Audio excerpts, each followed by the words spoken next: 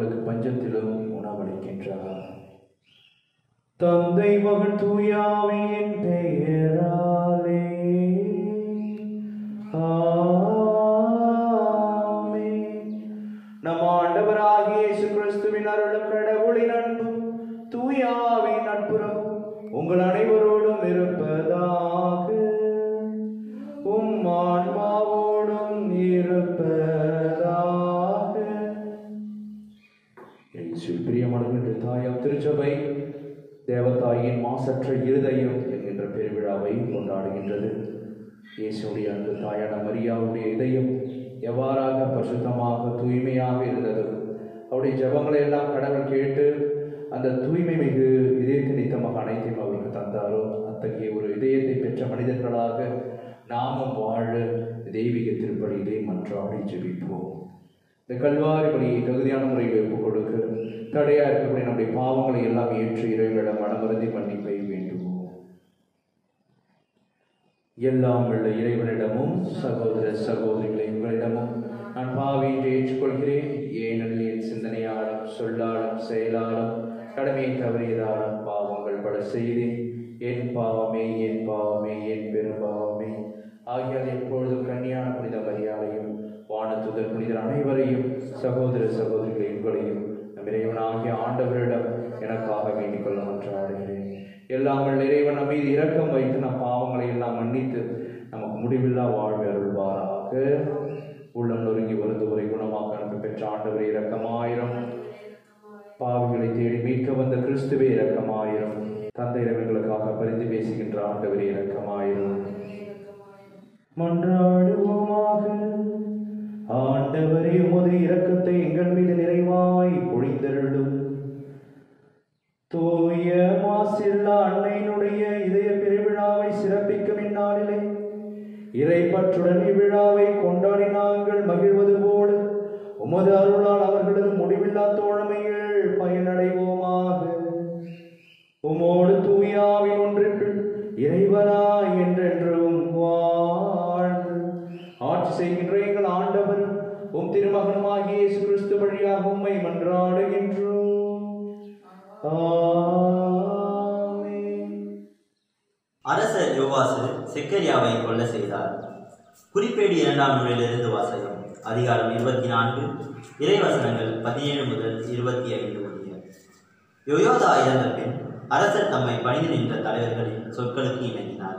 அதனால் அவர்கள் தங்கள் முன்னோர்களின் கடவுளான ஆண்டவரின் இல்லத்தை புறக்கணித்து அசேர கம்பங்களையும் சிலைகளையும் வழிபட்டனர். அவர்கள் செய்த பாவத்தின் பொருட்டு யூதாவின் மேலும் எருசலேமின் மேலும் இறைவன் கடும் கோபம் கொண்டார். அவர்கள் தம்மிடம் மீண்டும் வருவதற்கு ஆண்டவர் அவர்களிடம் இறைவாக்கினர்களை அனுப்பினார். அவர்களும் மக்களை கண்டித்தனர். ஆனால் அவர்கள் செவி கொடுக்கவில்லை. அப்போது கடவுளின் ஆவி குரு யோயோதாவின் மகன் செக்கரியாவின் மேல் இறங்கியது.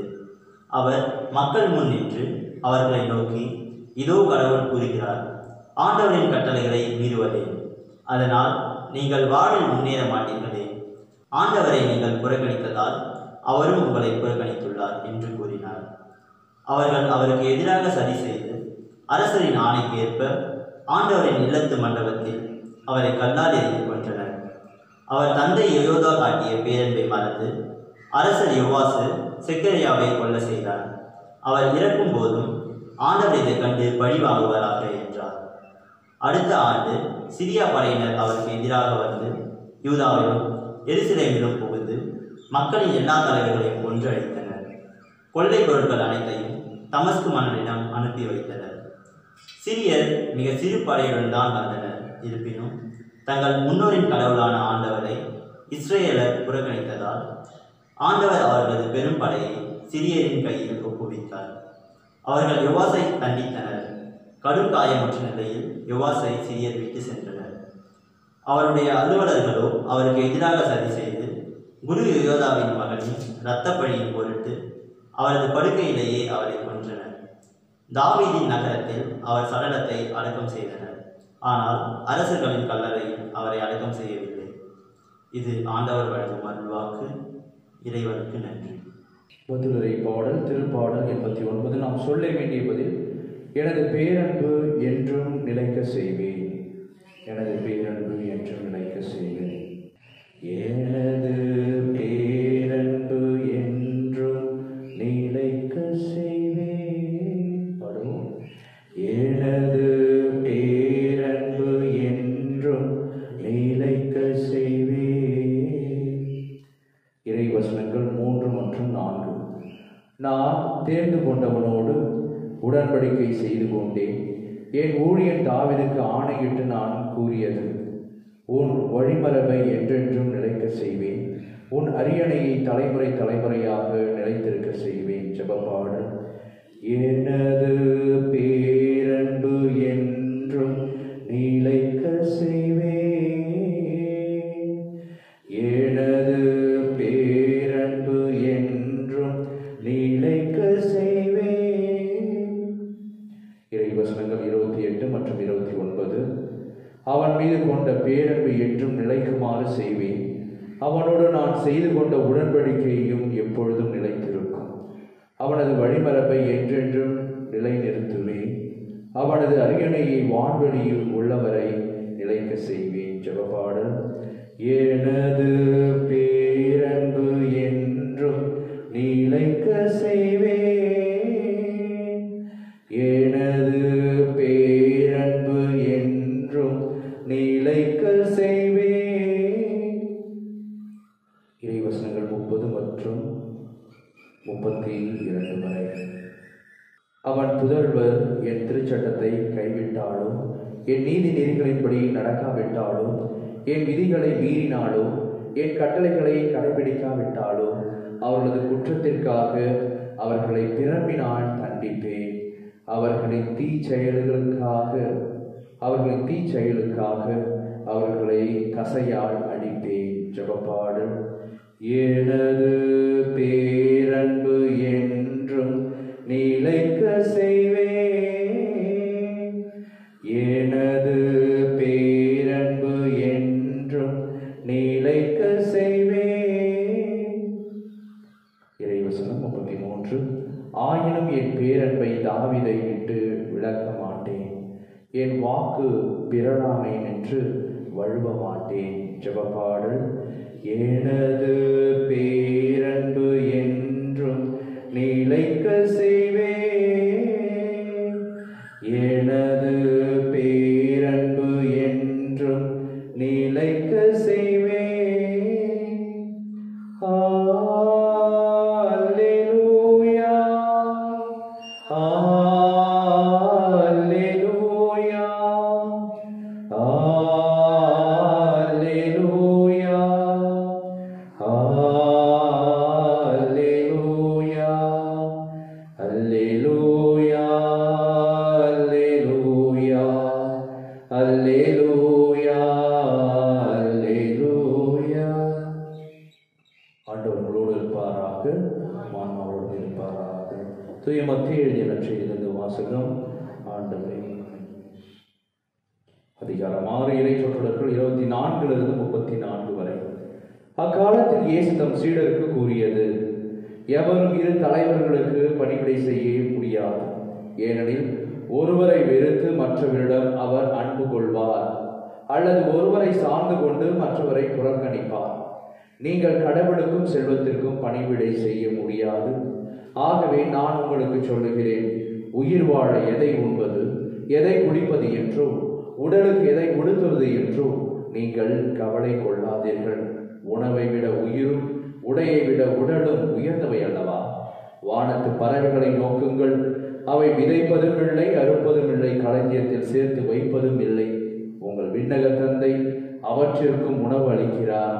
அவற்றை விட நீங்கள் மேலானவர்கள் அல்லவா? கவலைப்படுவதால் உங்களில் எவர் தமது உயரத்தோடு ஒரு முழம் கூட்ட முடியும்? உடைக்காக நீங்கள் ஏன் கவலைப்படுகிறீர்கள்? காட்டு மலர் செடிகள் எப்படி வளர்கின்றன என கவனியுங்கள். அவை உழைப்பதும் இல்லை, நூற்பதும் இல்லை. ஆனால் சாலமோன் கூட தம் மேன்மையில் எல்லாம் அவற்றில் ஒன்றை போலவும் அணிந்திருந்ததில்லை என நான் உங்களுக்கு சொல்கிறேன். நம்பிக்கை குன்றியவர்களை இன்றைக்கு இருந்து நாளைக்கு அடுப்பில் எரியப்படும் காட்டு புல்லுக்கு கடவுள் இவ்வாறு அணி செய்கிறார் என்றால் உங்களுக்கு இன்னும் அதிகமாய் செய்ய மாட்டாரா? ஆகவே எதை உண்போம், எதை குடிப்போம், எதை அணிவோம் என கவலை கொள்ளாதீர்கள். ஏனெனில் பிற இனத்தவரை இவற்றை எல்லாம் நாடுவர். உங்களுக்கு இவை யாவும் தேவை என உங்கள் விண்ணக தந்தைக்கு தெரியும். ஆகவே அனைத்திற்கும் மேலாக அவரது ஆட்சியையும் அவருக்கு ஏற்புடையவற்றையும் நாடுங்கள். அப்பொழுது இவை அனைத்தும் உங்களுக்கு சேர்த்து கொடுக்கப்படும். ஆகையால் நாளைக்காக கவலைப்படாதீர்கள். ஏனெனில் நாளைய கவலையை போக்க நாளை வழி பிறக்கும். அந்தந்த நாளுக்கு அன்றுள்ள தொல்லையே போதும். ஆண்டவர் வழங்கும் அருள்வாக்கு. இறைவா உமக்கு நன்றி. இயேசுவில் பிரியமானவர்களே, இன்று தாயாம் திருச்சபை தேவதாயின் மாசில்லா இதயம் என்கின்ற விழாவை கொண்டாடுகின்றது. நேற்று தினத்திலே இறைவனுடைய பரிசுத்த இதயத்தை திருதி ஆண்டவருடைய இந்த விழாவை நாம் சிறப்பித்தோம். தேவதாயினுடைய இதயத்தை பற்றி சொல்லுகின்ற பொழுது அவருடைய இதயம் 3 பண்புகளால் அணி செய்யப்பட்டிருந்தது. ஒன்று, தாட்சி என்கின்ற அந்த அணியால் அவருடைய இதயம் அழகுபடுத்தப்பட்டிருந்தது. இரண்டாவதாக உதவி என்கின்ற அந்த அணியால் அவரது இதயம் அழகு செய்யப்பட்டிருந்தது. மூன்றாவதாக துன்பத்தை தாங்கிக் கொள்ளக்கூடிய அந்த சக்தியால் அவரது இதயம் அணி செய்யப்பட்டிருந்தது. இவை அனைத்திற்கு காரணம் அவரிடம் இருந்த அந்த மாசற்ற இதயம், தூய இதயம். ஆகவேதான் தந்தை கடவுள் இந்த மகள்தான் ஆண்டவராக இயேசு கிறிஸ்துவுக்கு ஏற்ற ஒரு இடமாக இருப்பார் என்று அவரை தாயின் கருவில் உருவாகும் முன்பே அவரை தனது பணிக்காக தேர்ந்தெடுத்தார். ஆகவே இந்த அன்னை மரியாதையிடம் விளங்கிய அந்த பண்புகளை நாம் பின்பற்றுகின்ற பொழுது நமது இதயமும் பரிசுத்த இதயமாக, மாசற்ற இதயமாக மாறுகிறது. இயேசுவில் பிரியமானவர்களே, அவருடன் விளங்கிய அந்த தாட்சியின் இதயத்தை பார்க்கின்றோம். இந்த உலகத்தையே படைத்த கடவுள் தனது இல்லத்தை அவரது திருவயிற்றிலே ஏற்படுத்திக் கொள்கிறார். இந்த உலகத்திலே எந்த ஒரு தாய்க்கும் கிடைக்காத மகிழ்ச்சி, ஒரு ஆசீர்வாதம் அன்னை மரியாதைக்கு கிடைத்தது. ஆனால் அதை வைத்துக் கொண்டு அவர் தம்பட்டம் அடிக்கவில்லை. ஆண்டவராகிய கடவுளை எனது வயிற்றில் இருக்கிறார் என்று யாரிடமும் அவர் சொல்லவில்லை. மாறாக கடவுள் பிறந்திருக்கிறார் என்ற ஒரு தாட்சியை அவர் கொண்டிருந்தார். பிறருக்கு முன்மாதிரியாக, தாட்சியின் அடையாளமாக அவர் விளங்கினார். ஆகவே இந்த நல்ல பண்பை அவரது இதயத்திடமிருந்து நாம் கற்றுக்கொள்ளும் பிரியமானவர்களே. இரண்டாவதாக அவருடைய இதயத்திலே வழிந்தோடியது பிறருக்கு உதவக்கூடிய நல்ல மனப்பான்மை. அது எலிசபெத்துக்காக இருந்தாலும் சரி, அல்லது கானாவூரிலே அந்த நிகழ்வுகளும் கூட, மேலுமாக பல்வேறு நிகழ்வுகள், விவிலியத்திலே சொல்லப்படாத நிகழ்வுகளும் இருக்கிறது. எவ்வாறாக தேவதாய் ஓடி சென்று பிறருக்கு உதவினாள். அந்த உதவக்கூடிய இதயத்தை பார்த்து வளர்ந்த ஆண்டவராக இயேசு கிறிஸ்து எப்பொழுதும் பிறருக்கு உதவி செய்பவராக இருந்தார். தாயை போல என்று சொல்வார்கள். ஆகவே ஆண்டவராக இயேசு கிறிஸ்து அன்னை மரியாதை பார்த்து பார்த்து வளர்ந்தவராக இருக்கிறார். மூன்றாவதாக நாம் பார்க்கின்றோம், இந்த இதயத்திலே அனைத்து விதமான கஷ்டங்களையும் வேதனைகளையும் அவர் தாங்கி வைத்துக் கொண்டிருந்தார். நாம் அனைவரும் வேதனைப்படக்கூடாது என்பதற்காக சிலுவை நடியிலே அந்த தாயானவருடைய இதயம் எத்தகைய ஒரு வேதனை அடைந்திருக்கும். அன்று சிமியோன் உரைத்தபடி அவரது உள்ளத்திலே ஒரு வாழ் ஊடுருவியதை அவர் கண்முன்பாக அவர் கண்டார். எவ்வாறாக ஈட்டியால் அவரது ஆண்டவராக இயேசு கிறிஸ்துவை விழா குத்தப்பட்ட பொழுது அவர் அருகாமையிலே இருந்து வேதனை அடைந்ததை நாம் பார்க்கின்றோம். ஆகவே நாம் அனைவரும் மகிழ்ச்சி அடைவதற்காக அந்த தாய் தனது மகனையே கொடுக்கக்கூடிய ஒரு தாராள இதயத்தை அவர் கொண்டவராக இருந்தார். ஆகவே அவருடைய அன்பு பிள்ளைகளாக இருக்கக்கூடிய நாமும் இந்த தாயிடம் இருந்த அந்த உதவக்கூடிய அந்த பண்பு, கஷ்டங்களை தாங்கிக் கொண்டு பிறருக்காக உதவக்கூடிய அந்த பண்பு, பிறருடைய மீட்புக்காக உதவக்கூடிய பண்பு, தாட்சியின் ஒரு அடையாளமாக இருந்த அந்த பண்பு, இவற்றை அனைத்தும் நமது உள்ளத்திலே நாம் இந்த விழாவின் வழியாக தாங்குவோம். மேலுமாக ஒரு புனிதர் அற்புதமாக சொல்லுவார், ஆண்டவராகிய கடவுளிடம் இயேசு கிறிஸ்துவிடம் எதை கேட்டாலும் அவர் தருவது கிடையாது. ஆனால் அன்னை மரியாள் வழியாக கேட்கின்ற பொழுது அந்த தாய் மீது வைத்திருக்கக்கூடிய அவருடைய தூய்மையின் மீது வைத்திருக்கக்கூடிய மாசற்ற அந்த இதயத்தின் மீது வைத்திருக்கக்கூடிய மரியாதை நிமித்தமாக கடவுள் வளைந்து அனைத்தையும் தனது பிள்ளைகளுக்காக எனது தாய் கேட்கிறாரே என்று நமக்கு பெற்று தருபவராக இருக்கிறார். அதைதான் கத்தோலிக்க திருச்சபை நமக்கு சொல்லிக் கொடுக்கிறது. நேரடியாக கடவுளிடம் பேசலாம், முறையிடலாம், அனைத்தையும் ஜெபிக்கலாம். ஆனால் தாய் வழியாக எவ்வாறாக ஒரு குழந்தை எது வேண்டுமானாலும் தந்தையினுடைய அந்த கண்டிப்புக்கு பயந்து தாயின் வழியாக பெற்றுக்கொள்வதை போல, அது ஒரு சாக்லேட்டாக இருக்கலாம், அல்லது ஒரு பேனாவாக இருக்கலாம், அல்லது ஒரு பைக்காக இருக்கலாம், அல்லது ஒரு பேண்ட் ஷர்ட்டாக இருக்கலாம், நமக்கு பிடித்த ஒரு பொருளாக இருக்கலாம். தந்தையிடம் நெருங்குவதற்கு அவர்களுக்கு பயமாக இருக்கும், கண்டிப்பு நிமித்தமாக, அச்சத்தின் நிமித்தமாக.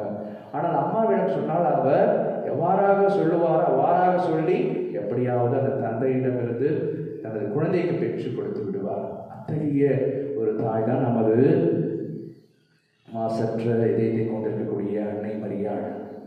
ஆகவே நமது குடும்பத்திலே நாம் எவ்வாறாக பொருட்களை தாய் வழியாக பெற்றுக்கொள்கிறோமோ அதே போல ஆண்டவராகிய இயேசு கிறிஸ்துவிடமிருந்து நமது அன்னை மரியாள் வழியாக நாம் பெற்றுக்கொள்வோம். வாழ்க்கையில் நிச்சயமாக பல உயரங்களை நாம் அடைய முடியும். அவரது தூய்மையான இதயத்தை நமது இதயமாக கொள்கிற பொழுது அந்த வரத்திற்காக தெய்வீகத்தின்படி மன்றாடி ஜெபிப்போம். ஆமென்.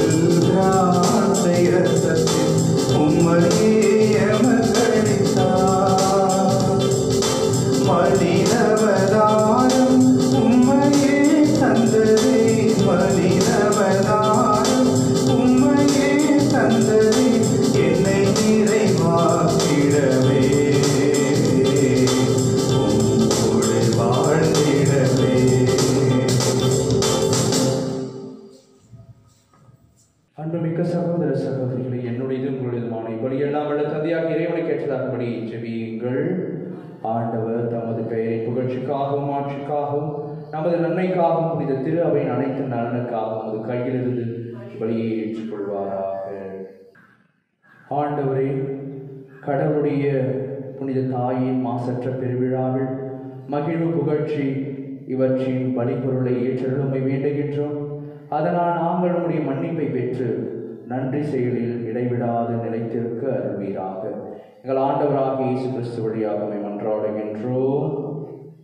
ஆண்டவர் உங்களோடு இருப்பாராக, அம்மாவோடு இருப்பாராக. இதயங்களை மேலே எழுப்புங்கள், ஆண்டவரிடம் எழுப்பியுள்ளோம். நம் இறைவனாகிய ஆண்டவருக்கு நன்றி கூறுவோம். தகுதியும் நீதியும் ஆனது. ஆண்டவரை தூயவரான தந்தையே, என்றென்றும் உள்ள எல்லாம் இறைவா, எந்நாளும் இவ்விடத்திலும் நாங்கள் மக்கள் நன்றி செலுத்துவதும் எப்பொழுதும் கன்னியான புனித மரியாவின் மாசற்ற இருதய பெருவிழாவிலே நாங்கள் உம்மை போற்றி புகழ்வது மெய்யாகவே தகுதியும் நீதியுமாகும், எங்கள் கடமையும் மீட்புக்குரிய செயலுமாகும். தூயாவை நேரிட்டதால் அந்த அன்னையினுடைய ஒரே திருமகனை கருத்தாங்கி தமது கன்னிமையின் மாற்றில் நிலைத்து நின்று நிலையான ஒளியாகிய எங்கள் ஆண்டவராகிய இயேசு கிறிஸ்துவை உலகத்திற்கு அளித்தார். அவர் வழியாக எமது மாண்பை வானக தூதர் புகழ்கின்றனர். தலைமை தாங்குவோர் உம்மை வழிபடுகின்றனர். அதிகாரம் செலுத்துவோரும் திருமுன் நடுங்குகின்றனர். வானங்களும் அவற்றில் உள்ள ஆற்றல்களும் செராஃபீன்களும் ஒன்று கூடி அக்களித்து கொண்டாடுகின்றனர். அவர்களோடு எங்கள் குரலையும் சேர்த்துக் கொள்ளுமாறு நாங்கள் உம்மை தாழ்மையுடன் இறைஞ்சி புகழ்ந்து சொல்லுவதாவது: தூயவர் தூயவர் தூயவர், வான்படைகளின் கடவுளாம் ஆண்டவர், விண்ணகமும் மண்ணகமும் அது மாட்சியால் நிறைந்துள்ளன. உன்னதங்களிலே ஓசன்னா. ஆண்டவர் பெயரால் வருகிறவர் ஆசி பெற்றவர், உன்னதங்களிலே ஓசன்னா. ஆண்டவரே, நீர் மெய்யாகவே தூயவர், தூய்மை அனைத்திற்கும் ஊற்று. ஆகவே ஆவியை பொழிந்த காணிக்கைகளை தூய்மைப்படுத்த வேண்டுகின்றோம். இவ்வாறு எங்கள் ஆண்டவர் இயேசு கிறிஸ்துவின் உடலும் இரத்தமுமாக எங்களுக்கு இவை மாறுவனவாக.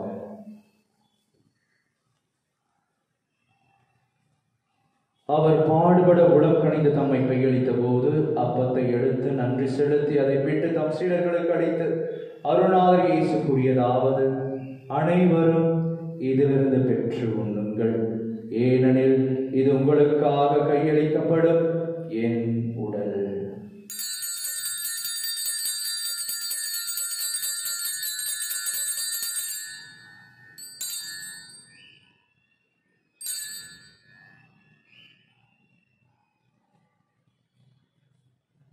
அவ்வண்ணமே இரவு விருந்தை அருந்திய பின் கிண்ணத்தையும் எடுத்து மீண்டும் மக்கள் நன்றி கூறி தம் சீடர்களுக்கு அளித்த அருணாதர் இயேசு கூறியதாவது, அனைவரும் இதிலிருந்து பெற்று பருகுங்கள், ஏனெனில் இது புதிய நிலையான உடன்படிக்கைக்குரிய இரத்தத்தின் கிண்ணம். இது பாவ மன்னிப்புக்கென்று உங்களுக்காகவும் பலருக்காகவும் சிந்தப்படும். இதை என் நினைவாக செய்யுங்கள்.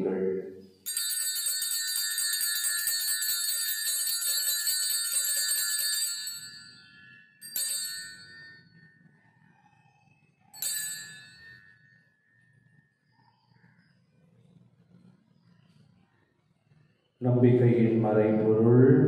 ஆண்டவரே, நீர் வருமளவு முது இறப்பினை அறிக்கையிடுகின்றோம், முது உயிர்ப்பினையும் எடுத்துரைக்கின்றோம். ஆகவே ஆண்டவரே, நாங்கள் கிறிஸ்துவின் இறப்பினையும் உயிர்ப்பினையும் நினைவு கூர்ந்து வாழ்வதன் அப்பத்தை மீட்பளிக்கும் கிண்ணத்தையும் ஒப்புக் கொடுக்கின்றோம். உம் திருமுன் நின்று மக்கு ஊழியம் புரிய தகுந்தவர்களை எங்களை ஏற்றுக்கொண்டீர். எனவே மக்கள் நன்றி செலுத்துகின்றோம். மேலும் கிறிஸ்துவின் உடலிலும் இரத்தத்திலும் பங்கு கொள்ளும் எங்களை தூய ஆவியார் ஒன்று சேர்க்க வேண்டும் என உம்மை தாழ்மையுடன் மன்றாடுகின்றோம். ஆண்டவரே, உலகெங்கும் பரவிருக்கும் அது திரு அவை நினைவு கூர்ந்தருளும். எங்கள் திருத்தந்தை பிரான்சிஸ், எங்கள் பாசனிக மக்களாகிய நீதிநாதன், எல்லா திருநிலையினராகிய அனைவரோடும் இது திரு அவை அன்பில் நிறைவேற செய்தருளும். மேலும் உயிர்த்தெழும் எதிர்நோக்குடன் தொழில் கொள்ளும் எங்கள் சகோதர சகோதரிகளையும் இறந்தோர் அனைவரையும் இரக்கத்துடன் நினைவு கூர்ந்தும் இது திருமுக ஒளியினோடு ஏற்றருளும்.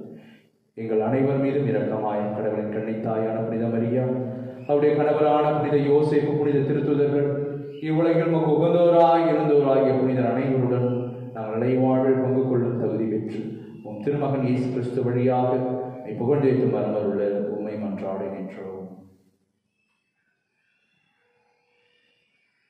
இவர் வழியாக இவரோடு இவரில் என்று வாழும் எல்லாம் வல்ல தந்தையே, தூய ஆவியின் ஒன்றிப்பிலே எல்லா புகழும் மாட்சிமையும் என்றென்றும் உமதே. ஆமென், ஆமென், ஆமென். நம் ஆண்டவராகிய இயேசு கிறிஸ்து பணித்த அன்பின் ஜெபத்தை பக்தியாக இணைந்து ஜெபிப்போம்.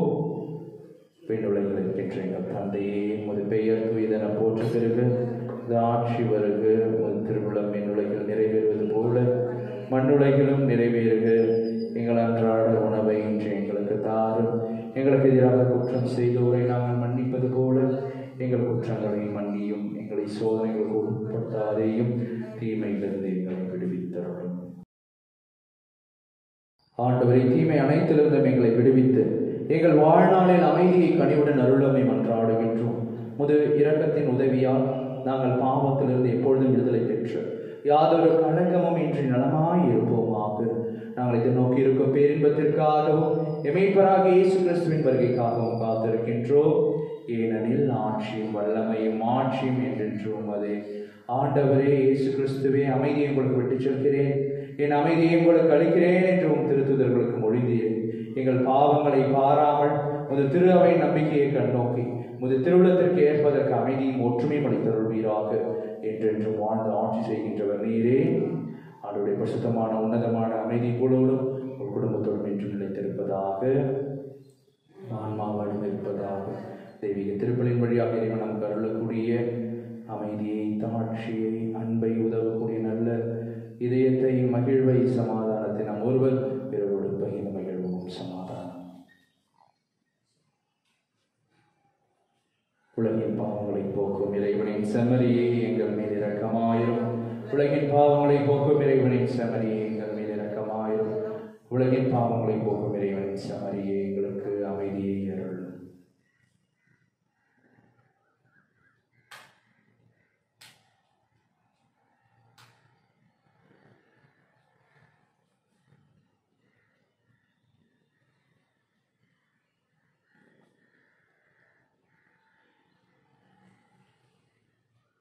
இதோ நம் ஆண்டவராகிய இயேசு கிறிஸ்து என்றும் வாழும் எல்லாம் இறைவன், நீ கலங்காதே, திகையாதே, அச்சம் கொள்ளாதே, அவனோடு கூட இருக்கிறேன் என்று சொல்லக்கூடிய அன்பின் நேசனத்தில் எழுந்தருளி வந்திருக்கிறார்.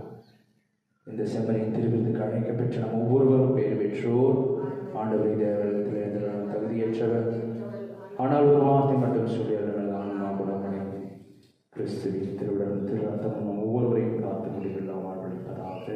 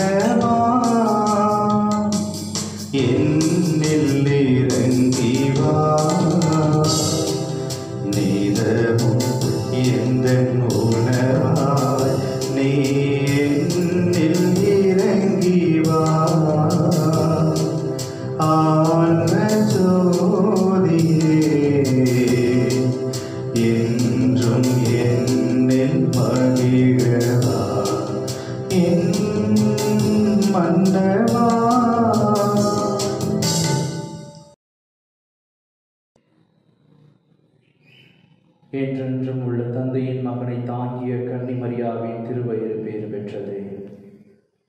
நன்றி கூறி மன்றாடுவோமாக. ஆண்டவரே எங்கள் இறைவா, அன்னை மரியாளின் மாசற்ற இதய பெருவிழாவில் நாங்கள் விண்ணக விருந்தில் பங்கு கொண்டு உமது கனிவை இறைஞ்சுகின்றோம். தீமை அனைத்திலிருந்தும் எங்களை காத்தருள்வீராக. எங்கள் ஆண்டவராகிய இயேசு கிறிஸ்து வழியாக உம்மை மன்றாடுகின்றோம். ஆமென். ஆண்டவர்களோடு இருப்பாராக, உம் ஆன்மாவோடும் இருப்பாராக. எல்லாம் வல்ல இறைவன் தந்தை, மகன், தூயாவி உங்களை உங்கள் குடும்பத்தினரை ஆசீர்வதிப்பாராக.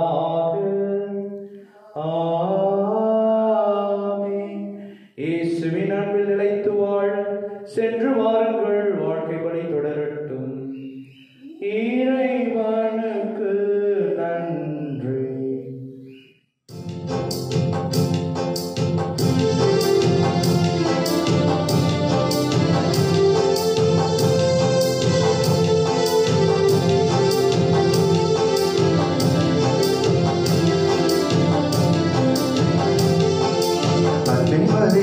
மாதாவுக்கு மங்களம் பாடிடுவோம்.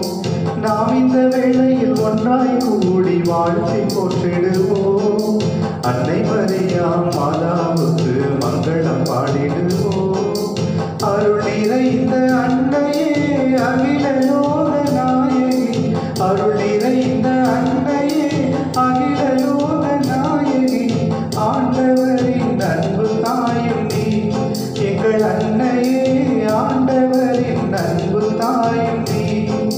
காத்திடும் எங்கள் அன்னை மரியாம் மாதாவுக்கு மங்களம் பாடிடுவோம்.